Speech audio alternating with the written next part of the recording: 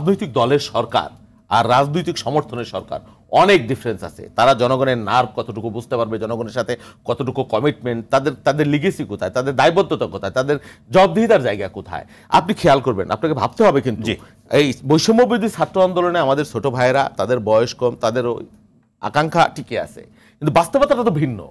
আপনাকে এখানে প্রতিবেশী একটা রাষ্ট্র পরিবর্তন করতে হলে সাহস নিয়ে মাঠে নামতে হয়, সেটি তো তারা দেখাতে পেরেছে। তারা আপনারা 15 বছর ধরে ফাইট করছেন, সেটাকে আমরা এড়িয়ে যাচ্ছি না কোনোভাবে। শুনেন, আপনি বলেন, আপনি কি বলে যে ঘটক হয়ে যে আপনি নিজেই যদি বিয়ে করে ফেলতে চান তাহলে তার হবে না।